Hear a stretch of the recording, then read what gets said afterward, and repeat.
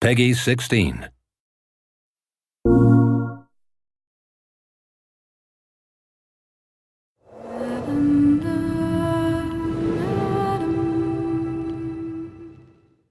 Quantic Dream has always been about creating interactive experiences that have emotion at their core.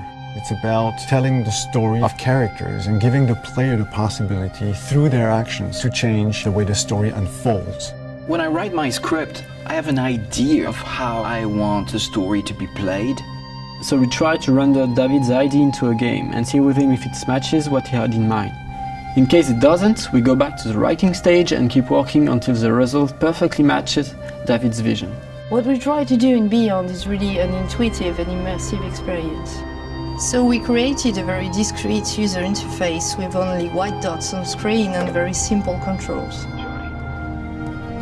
We wanted to revisit the action system and go for something that would be more invisible and more intuitive to the player. We didn't want the interface to be a barrier.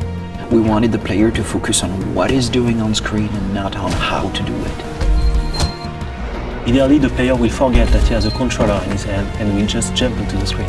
One of the major revolutions in Beyond is the way Jodie Holmes moves. Depending on the context, depending on your emotional state, you see the character of Jodie moving differently, walking differently, looking around differently.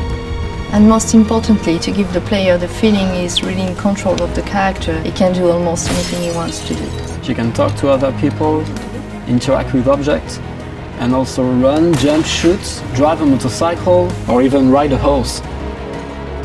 What was really challenging also is that the story goes on for 15 years of Jodie's life. When Jodie's a kid, for instance, you can do different things than when she's a teenager or an adult. Giving this much animation to a character, it's really new. It has never been done to that extent, and it really makes the character come alive like never before.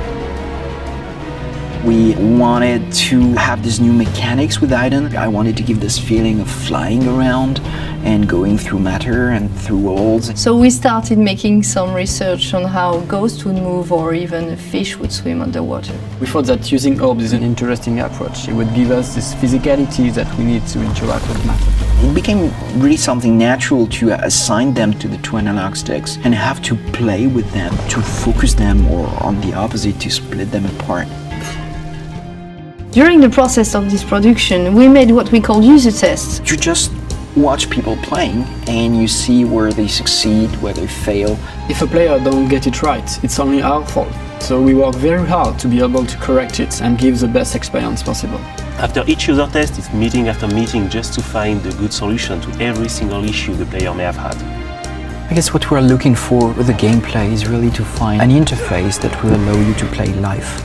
And we try to get closer and closer of the ideal interface where you don't think anymore, you just do it.